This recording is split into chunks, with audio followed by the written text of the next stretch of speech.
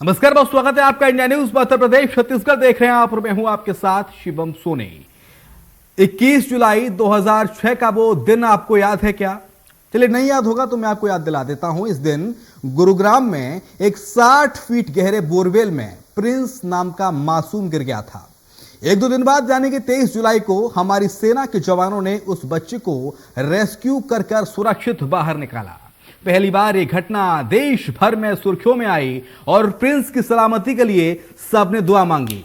हालांकि आप सबकी दुआओं से प्रिंस की जान बच गई, लेकिन इसके बाद न जाने कितने प्रिंस मासूम इन बोरवेल का शिकार बने और कई ऐसे बच्चे हैं जो जिंदा वापस बोरवेल से ना आ सके। मध्य प्रदेश में हाल ही में छतरपुर उमरिया के बाद दमोह में एक बच्चा बोरवेल में गिर गया। हालांकि छतरपुर में बच्ची को बचा लिया गया, लेकिन दमोह और उमरिया की घटना में बच्चे जिंदगी की जंग हार गए। इन घटनाओं से सवाल ये उठता है कि आखिर ऐसे मामले सामने क्यों आते हैं?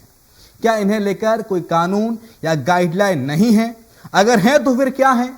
सुप्रीम कोर्ट ने नलकूप खनन के दौरान छोटे बच्चों को होने वाली गंभीर दुर्घटनाओं से बचाने के लिए 6 अगस्त 2010 में आदेश पारित किया था। इसका फैसला तत्कालीन chief justice HS. Kapadia, justice KS. Radhakrishnan और जस्टिस स्वतंत्र कुमार की बेंच ने रिट पिटीशन पर सुनाया था। उसी समय से फैसला पूरे देश में लागू है, लेकिन इसका सही क्रियान्वयन आज तक नहीं हुआ। लोगों की लापरवाही मासूमों की जान पर भारी पड़ती नजर आ रही है। तो आज इसी मुद्दे पर होगी बात। हमारे साथ एक खास पैनल भी जुड़ेगा, लेकिन उससे पहले आपको सुनाते हैं सरकार के मंत्रियों और वकील का क्या कुछ कहना है। दुखद घटनाएं हैं वो, और निश्चित रूप से पीड़ादायी प्रसंग है वो, और इसके लिए सभी जनपदों के सीओ को और पीएचई विभाग को कहा कि खुले बोरवेल न रखें। के जो शासकीय हेड पंप बोर होते हैं ना पीएचई विभाग के द्वारा, और इनमें कभी कोई बच्चा गिरने की कोई घटना जो देश में कई बार सुनने में आया है, कई जगह ऐसा कि बोरवेल में कहीं बच्चा गिर गया, कोई और जानवर भी गिर गया। चूँकि मैं आपको बता दूं कि जितने भी पीएचई विभाग के जो भी बोर होते हैं, हम चाहे बड़ा वाला बोर करें 8 इंची वाला या हम 5 इंची वाला करें, हेड पंप वाला या मोटर वाला, हमेशा पीएचई विभाग उसमें केसिंग डालती है, चाहे उस बोर में पानी निकले अन्यथा ना निकले। तो जब जिस बोर में केसिंग डल जाती है उसमें कभी ये घटना नहीं घटती। घटना कहाँ घटती है कि जो प्राइवेट लोग बोर कराते हैं और जब बोर फेल हो जाता, पानी नहीं निकलता, तो वो क्या करते हैं कि उस केसिंग को निकलवा लेते हैं। और जब केसिंग निकल जाती है तो एक आध बरसात हुई तो उसमें क्या होता है, वो गड्ढा एक बड़े गड्ढे के रूप में परिवर्तित हो जाता है, क्योंकि उसकी मिट्टी ऊपर से गिरने लग जाती, नीचे चली जाती, ऊपर से वो चौड़ा हो जाता है। तो ये घटना जितनी भी आपने देखी होगी, मैं नहीं मानता कि शासकीय बोर में पीएचई विभाग में शायद आज तक कोई घटना नहीं घटी होगी। जितनी भी घटनाएं घटी है वो सब प्राइवेट बोरों में ही घटी है, और प्राइवेट बोरों में ही ये लापरवाही की जाती है। व्यक्ति कर रहा है उसका रजिस्ट्रेशन होना चाहिए, और समय समय पे स्थानीय निकाय या जिला कलेक्टर बोरवेल की गणना करे और देखे कि बोरवेल की क्या स्थिति है, बोरवेल प्रॉपर सुरक्षित तरह से फेंसिंग वगैरह हुआ है कि नहीं हुआ है, और यदि बोरवेल सूख जाता है तो उसे प्रॉपर कानूनी तरीके से डिसमेंटल किया जाना चाहिए। ग्राउंड वाटर अथॉरिटी की जो एजेंसी है, ये भी बोरवेल से संबंधित जितनी भी बोरवेल किए गए हैं उसकी गणना करे, ताकि ग्राउंड वाटर कितना रिचार्ज हो रहा है इसका भी समय समय पे इसकी भी गणना की जा सके। ऐसे व्यक्ति जो बोरवेल करते हैं और बोरवेल को सुरक्षित तरीके से इंस्टॉलेशन नहीं करते हैं, खुला छोड़ देते हैं और जानवर या बच्चे या कोई और उसमें गिर जाता है, ऐसे व्यक्तियों के ऊपर जिला कलेक्टर को दंडात्मक कार्रवाई करनी चाहिए और भारतीय दंड संहिता के तहत उनके ऊपर आपराधिक मामला दर्ज करना चाहिए। और जो भी परिवार के बच्चे या जो भी व्यक्ति या बच्चे उसमें गिरते हैं उनको मुआवजा देना चाहिए उस व्यक्ति से जो उस बोरवेल को जो बनाता है, जो उसका इंस्टॉलेशन कराता है।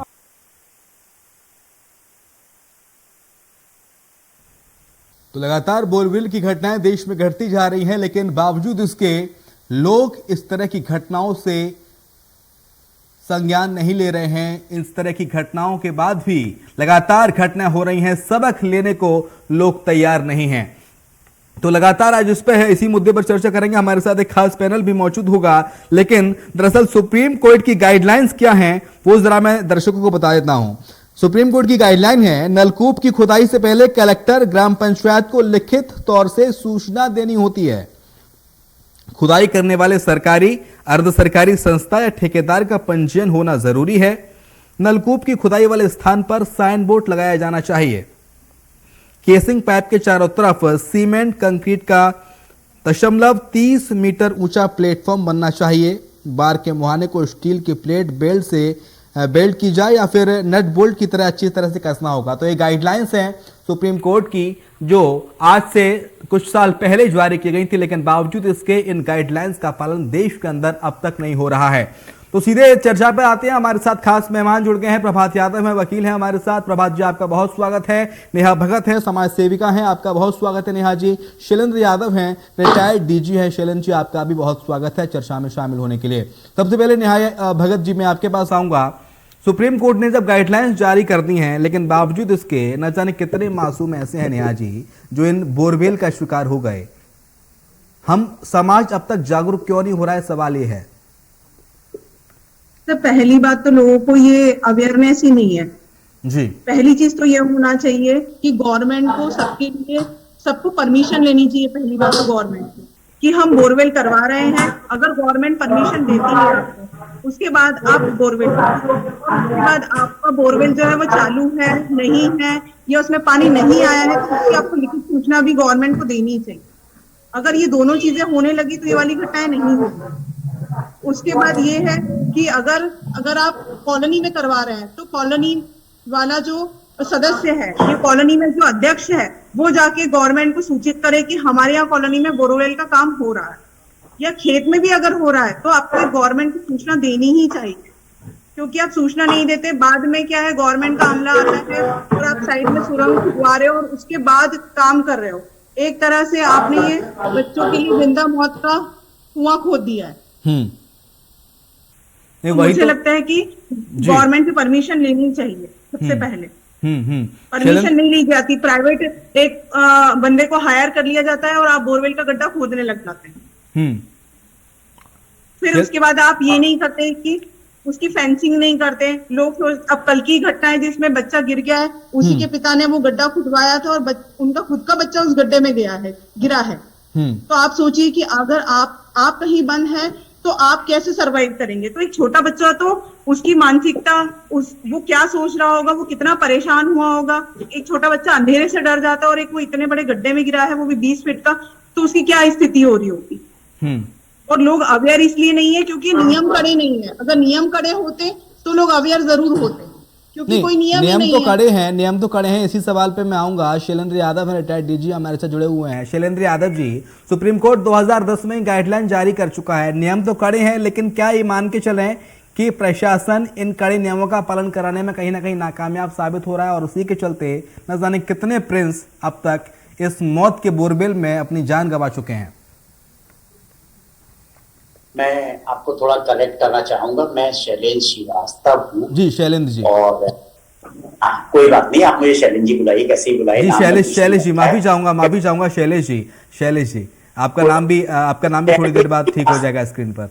शैलेश जी, शैलेंद्र श्रीवास्तव नाम है मेरा। जी शैलेश श्रीवास्तव। बताऊं, कोर्ट में घटनाएं बहुत सारी होती हैं। मैं भी जब जेलों में रहा हूँ, पुलिस जोन में रहा हूँ, तो ऐसी घटनाएं होती थी तो हम 2-2, 3-3 दिन तक स्पॉट पे रहते थे। और जब हमको बाहर रहने में इतनी परेशानी होती थी 2-2, 3-3 दिन, जबकि हमें चाय भी मिलती थी, नाश्ता भी मिलता था, खाना भी कुछ लोग खा लेते थे, पानी तो मिलता ही मिलता था, लेकिन जान सूखी रहती थी बाहर रह के, केवल स्पॉट पे रह के। तो उस बच्चे का आप सोचिए क्या होता होगा, उसकी पीड़ा हम एक्सप्लेन नहीं कर सकते हैं। कई बार उसकी डेथ भी हो जाती है, जिंदा भी नहीं बचता है, बेहोश हो जाता है, ये तो हो जाता है। तीसरी चीज जो विदिशा की घटना थी, माननीय मुख्यमंत्री जी का जिला है विदिशा, वो स्वयं रात भर नहीं सोए और थोड़े देर पर उसकी जानकारी लेते रहे, क्या है, क्या कर सकते हैं, आर्मी भेज सकते हैं, पुलिस भेज सकते हैं, क्या कर सकते हैं, क्या ऐसी दुनिया में चीज है, कौन सी मशीन है कि जिसको हम बुला के उस बच्चे को जिंदा निकाल दें। आर्मी ने मदद की, बच्चा निकल आया, ये सब ठीक है, लेकिन ये घटनाएं होती हैं और इस पे सुप्रीम कोर्ट का भी ध्यान गया, सुप्रीम कोर्ट ने गाइडलाइंस भी। लेकिन मैं आपको एक चीज बताऊं, एक्सीडेंटल डेथ्स इतनी ज्यादा होती है, बोरवेल से हो, चाहे बिजली का करंट लगने से हो, चाहे रोड एक्सीडेंट में हो, मर्डर से कहीं ज्यादा होती है और बहुत सारे एक्सीडेंट्स होते हैं। और इसमें हम सब कुछ गवर्नमेंट के ऊपर नहीं छोड़ सकते हैं। लेकिन इसी तरह का एग्जाम्पल आपको ट्रैफिक एक्सीडेंट में, रोड एक्सीडेंट्स में कितनी डेथ्स होती है। लोग शराब पीकर गाड़ी चलाते हैं, सीट बेल्ट नहीं लगाते हैं, और सीट बेल्ट नहीं लगाने से एक्सीडेंट के बाद फैटलिटी बढ़ जाती है, लेकिन लोग नहीं लगाते हैं। और सब कुछ हम प्रशासन पर, पुलिस पर नहीं छोड़ सकते। नहीं, ये बात आपकी एकदम जायज है शैलेश जी, शैलेश सर, ये आपकी बात एकदम जायज है। चलिए, बात रोड एक्सीडेंट की आती है तो ट्रैफिक पुलिस भी हम सड़कों पर देखते हैं मुस्तैद रहती है, लेकिन जब बात नलकूप की और बोरवेल की खुदाई की आती है तो पहले आके इस तरह का जायजा प्रशासन की ओर से, अक्सर इस तरह की खबरें सामने नहीं आती कि प्रशासन ने जाके जायजा लिया, कहीं ना कहीं ढिलाई प्रशासन की ओर से भी है। ये बात आप मानते हैं? मैं आपके इसी 2 मिनट तक किया कि गाइडलाइंस हैं, लेकिन बहुत सारे अनरजिस्टर्ड हैं जो हमें करना चाहिए। ये तो मैं वो बता रहा हूँ कि सब कुछ एक कॉमन मैन का काम है, दूसरा सरकार का काम है। हमें जितने अनरजिस्टर्ड ये जो बोरवेल वाले हैं उनके खिलाफ कार्रवाई करना चाहिए, उनकी मशीन जब्त कर लेना चाहिए, नंबर 1। नंबर 2, जो रजिस्टर्ड हैं उनको हमें गाइडलाइन बनाना चाहिए, ना केवल बोरवेल खोदने का वो ठेका लें, उसके चारों तरफ जो सिविल वर्क की फेंसिंग करना है उसका भी ठेका लें, उसको भी लें, और उसकी फोटो खींचकर उनको रिकॉर्ड में रखना चाहिए। और उनको एक नोटिस जारी होना चाहिए जब उनकी लाइसेंसिंग कंडीशन है, तो उस लाइसेंसिंग कंडीशन में ही होना चाहिए कि ये आपकी जवाबदारी है और ओनर की जवाबदारी है। देखिए, प्रॉब्लम इस बात की होती है, वो कोई भी जवाबदारी ले लें। हम घर में बिल्डिंग बनाते हैं, हम नगर निगम क्योंकि हमसे टैक्स लेता है बिल्डिंग परमिशन के साथ में वाटर हार्वेस्टिंग का, तो हम वाटर हार्वेस्टिंग का टैक्स दे देते हैं। उसके बाद वो हमें हार्वेस्टिंग सिस्टम बनने के बाद वो वापस मिलना चाहिए। मैं आपको बताऊं 90% लोग अपना वो पैसा वापस लेने नहीं जाता है। 8-10 हजार 5 हजार प्लॉट साइज के हिसाब से जो होता है वाटर हार्वेस्टिंग का, उसको वापस नहीं लेते हैं। वो वाटर हार्वेस्टिंग की व्यवस्था रखते हैं या नहीं रखते हैं नगर निगम के पास, क्योंकि काम इतना ज्यादा है किसी भी विभाग में, चाहे पीएचई हो, चाहे डिस्ट्रिक्ट एडमिनिस्ट्रेशन हो, चाहे पुलिस हो, इतने काम है, इतने इमरजेंसी के काम है एवरी डे। अब जैसे इलेक्शन हो रहा है, पूरा एडमिनिस्ट्रेशन महीनों के लिए पैरालाइज हो जाता है। केवल हमारे यहाँ हिंदुस्तान में जो चीज मिशन मोड में होती है वही सक्सेसफुल होती है, बाकी कोई अभियान सक्सेसफुल नहीं होता है। और जब कोई ऐसी घटना होती है 2-3 महीने हमारी सतर्कता बनी रहती है, उसके बाद हम भूल जाते हैं। अब पिता को बेटे के लिए हमेशा याद रहेगा, लेकिन ये चीज कॉमन मैन में एक सिविक सेंस हमको आना चाहिए। हमारा सिविक सेंस डेवलप होना बहुत जरूरी है, जो हमें एक कमी है। हम केवल अपना देखते हैं, सोसाइटी का नहीं देखते हैं बहुत सारे लोग। हमें ये देखना चाहिए कि सरकार ने नियम बनाए, हम इसको रेगुलेट, सुप्रीम कोर्ट की गाइडलाइंस है, हमें इसका पालन करना चाहिए। और नहीं हो रहा है तो उनके ऊपर कार्रवाई होना चाहिए। और जो मशीनरी इसके लिए इन्वॉल्व है, जिसको सर्टिफाई करना चाहिए था, जिनके अगर अनरजिस्टर्ड है तो उनको भी, सबको क्रिमिनल में आप नहीं घसीट सकते हैं, लेकिन उनको एक शो कॉज नोटिस देके, डिसिप्लिनरी एक्शन लेके, डिपार्टमेंटल एक्शन लेके ये कार्रवाई करना पड़ेगा। ठीक है, प्रभात यादव जी, कुछ इस तरह की कार्रवाइयों के वाकई आपके सामने आए हैं क्या कि इस तरह के अगर फर्जी नलकूप अगर चल रहे हैं, फर्जी नलकूपों की खुदाई हुई है बिना प्रशासन के संज्ञान में आए, तो उस पर कार्रवाई की गई हो? और एक बार जरा इन गाइडलाइंस के बारे में विस्तार से बताइए, अगर गाइडलाइन का कोई पालन नहीं करता है तो उसके खिलाफ किस तरह से प्रशासन को एक्शन लेना चाहिए? ये बात कही गई है, ये वर्ष 2009 की बात है। उस समय ऐसी ही घटनाएं भारत में घटी थी जी। तो माननीय सुप्रीम कोर्ट ने उस मैटर को सुमोटो पिटीशन में कंसीडर किया और 3 जजेस की जो बेंच थी, जस्टिस श्री एस खापड़िया जी, के.एस. राधाकृष्णन जी एवं श्री स्वतंत्र कुमार जी, इन तीनों की बेंच ने दिनांक 6/8/2010 को ये गाइडलाइंस दिया। इस गाइडलाइंस में उन्होंने पूरे पैरामीटर को देखा कि जो भी बोरवेल है उसका इंस्टॉलेशन कैसे होना चाहिए, बोरवेल की सुरक्षा कैसे होनी चाहिए, अब बोरवेल का मेंटेनेंस कैसा होना चाहिए, और बोरवेल की मॉनिटरिंग एजेंसी कौन रहेगा, उसका देखरेख कौन करेगा, और यदि कोई नेग्लिजेंसी होती है तो उसके लिए कौन लायबल रहेगा। परंतु ये दुर्भाग्य है कि जो भी सुप्रीम कोर्ट की गाइडलाइंस हमारे देश में आती है उसका जो कम्युनिकेशन है वो शायद जिला कलेक्टर को, वो शायद संज्ञान में रहता है नहीं रहता है, इसकी मुझे जानकारी नहीं है। पर मेरा आपके चैनल से ये निवेदन है, ये कहना चाहूंगा कि सुप्रीम कोर्ट की जितनी भी गाइडलाइंस है सारे स्टेट को हर महीने एक एक प्रोजेक्ट बेस पे हर कलेक्टर को उसको पढ़ाना चाहिए कि सुप्रीम कोर्ट ने इस केस में गाइडलाइंस दिया है, अब आपको इसको फॉलो करना है। और उस हर महीने ऑडिट और मॉनिटरिंग भी होना चाहिए। इस केस में भी देखिए ऐसे ही है। वर्तमान में यदि हम मध्य प्रदेश की बात करें तो मध्य प्रदेश में शासन के पास ऐसे बिल्कुल भी आंकड़े नहीं है कि वो बता दे कि भाई इतने बोर सरकारी हैं और इतने गैर सरकारी हैं। इसका मतलब कि बोरवेलों की कितनी संख्या है हमारे प्रदेश में, इसका आंकड़ा सरकार के पास नहीं है। अब रही दूसरी बात कि बोरवेल जो एजेंसी है वो कितनी रजिस्टर्ड है और नॉन रजिस्टर्ड, इसकी संख्या भी सरकार के पास नहीं है। इस जजमेंट में गाइडलाइंस में कहा गया कि जिला कलेक्टर की ये जिम्मेदारी है कि वो बोरवेल की प्रॉपर इंस्पेक्शन, रैंडम इंस्पेक्शन करें और मॉनिटरिंग करें। यदि किसी को बोरवेल का काम कराना है तो 15 दिन पहले रिटर्न एप्लीकेशन देगा अपनी कंसर्न अथॉरिटी से। यदि ग्राम पंचायत में रहता है तो ग्राम पंचायत या जनपद पंचायत की कंसर्न अथॉरिटी से परमिशन लेगा। म्युनिसिपल कॉर्पोरेशन में रहता है तो वो म्युनिसिपल कॉर्पोरेशन की अथॉरिटी से परमिशन लेगा जी अपने कार्य के 15 दिन पहले, और जब उसको लिखित स्वीकृति मिलेगी तभी वो काम चालू कर सकता है। परंतु वर्तमान में यदि व्यवहारिकता में देखा जाए तो ऐसा होता नहीं दिखता है। इसका परिणाम क्या होता है कि ऐसे ही बहुत सारे बोरवेल अनआइडेंटिफाइड बोरवेल हो जाते हैं और ऐसी घटनाएं हमको देखने मिलती है।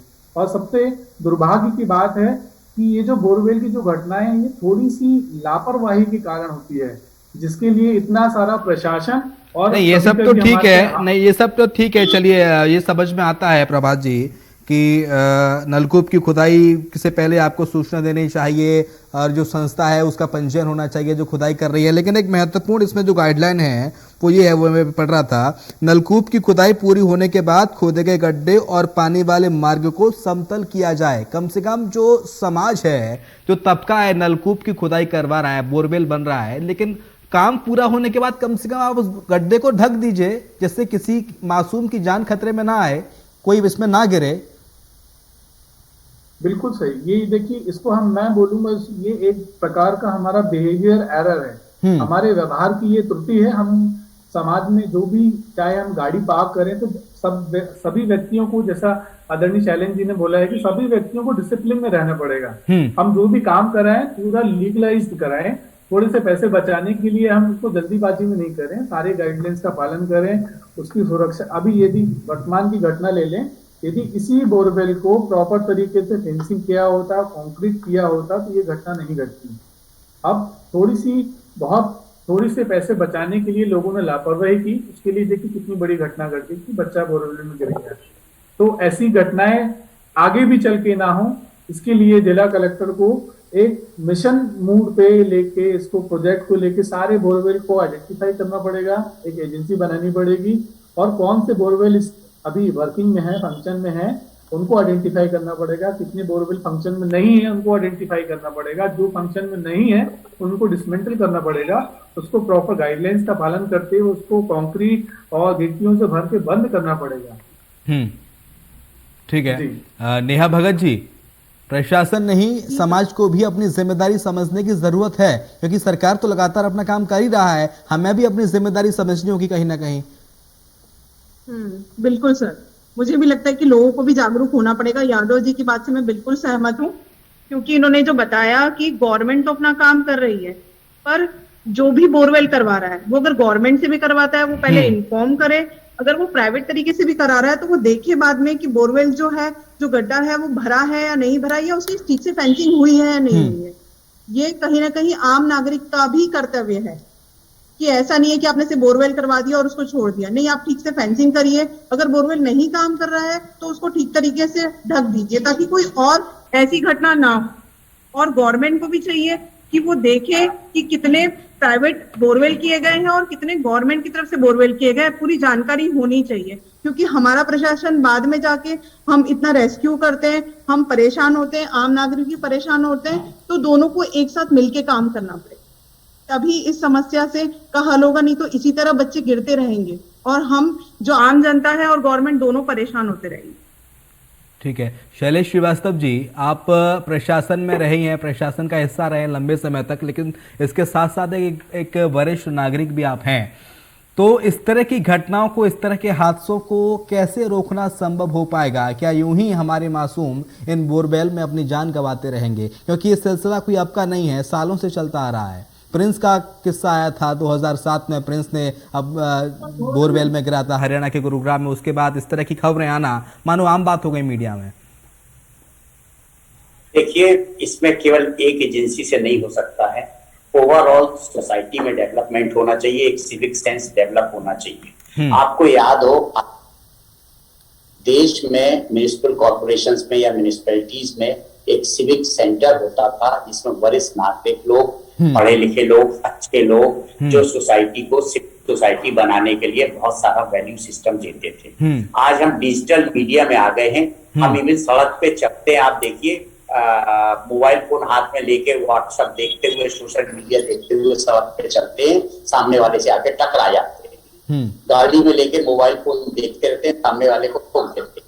अभी तो छोटे बच्चों में भी मोबाइल फोन्स आ गए हैं, हम सामने नहीं देखते हैं क्या हो रहा और गिर पड़ते हैं। ये टोटल सोसाइटी में एक सोशल मीडिया के, डिजिटल मीडिया के जो अपने फायदे हैं, उसके अलावा ये हैं। एक समाज में हम सब आपस में मिलकर रहते थे, वैल्यू सिस्टम एक दूसरे को सिखाते थे, एक दूसरे के लिए जीते थे। और एक तो ये हो गया, सिविल सोसाइटी अच्छे से डेवलप होना चाहिए। दूसरा, कानून का भी जब निर्देश बने तो उनका पालन होना चाहिए स्ट्रिक्टली। अब लेकिन जिस पिता ने अपने बेटे को ही खो दी, दूसरी चीज आती है, उसी खिलाफ एक FIR और कर दो, culpable homicide not amounting to murder 304 case register कर दो। अगर दूसरे का बेटा होता तो उसके पेरेंट्स जरूर इस बात पे करते कि इन्होंने बनाया था, इनके खिलाफ तो culpable homicide not amounting to murder 304 का केस रजिस्टर होना चाहिए, उसको 7 साल का लाइफ इम्प्रिजनमेंट, 10 साल की सजा होना चाहिए। लेकिन क्योंकि खुद का बेटा है तो एक मानवता होती है, उसको इससे बड़ा दंड और क्या हो सकता है कि अपने बेटे को ही खो दिया। लेकिन कारण अगर देखा जाए तो उसके ऊपर कार्रवाई होना चाहिए, उसके ऊपर 188 की भी कार्रवाई होना चाहिए। और ये डिस्ट्रिक्ट एडमिनिस्ट्रेशन पर बहुत सारे काम रहते हैं, लेकिन कुछ कुछ टोकन के तौर पर काम करना भी चाहिए और करते भी है। अब जैसे दमोह की घटना हुई है, विदिशा की घटना हुई थी, तो उसके बाद एक मुहिम चलाई गई थी, एक इनका सबका एक मॉनिटरिंग की गई थी, कितने बोरवेल है, कितने बोरवेल जुड़े हैं, और कार्रवाई भी की थी। क्या है, डिस्ट्रिक्ट एडमिनिस्ट्रेशन के ऊपर इतना प्रेशर रहता है, इतने काम की रोज उनकी चेंज होती है, रेगुलर काम नहीं कर सकते। नियम तो हम आपको बैठ के बहुत सारे बनाते हैं, मैनुअल बनाते हैं, सब करते हैं, लेकिन वो मैनुअल पूरा करने के लिए व्यक्ति एक है, समय 24 घंटे का है, और उस 24 घंटे में उसकी डायनामिक प्रायोरिटीज होती हैं। अभी इलेक्शन शुरू हो जाएगा, सब काम बंद हो जाता है, बंदोबस्त का काम शुरू हो जाएगा, सब काम बंद हो जाएगा। अभी फसल में ओला गिर जाएगा, सूखा पड़ जाएगा, सब काम बंद हो जाएगा, सूखा ओला राहत राशि का हो जाएगा। स्वच्छ भारत मिशन का है, उसका भी अपना काम है, साक्षरता का है, अपना काम है। तो हर चीज मिशन मोड में आ जाती है और प्रायोरिटीज चेंज होती रहती है। इसलिए जाहिर तौर पर शैलेश जी, जाहिर तौर पर तो कानून तो बन गए हैं, गाइडलाइन तो सुप्रीम कोर्ट ने बना दी है, लेकिन तमाम सारी इन गाइडलाइन को अमल में लाना भी बहुत जरूरी होगा। बहुत शुक्रिया आपका प्रभात जी, शैलेश जी आपका बहुत शुक्रिया, और इसके साथ नेहा जुड़ी थी समाज सेवी, आपका भी बहुत शुक्रिया। और इसी के साथ हमारे इस खास पेशकश में इतना ही। खबरें लगातार जारी हैं, आप देखते रहिए इंडिया न्यूज मध्य प्रदेश छत्तीसगढ़।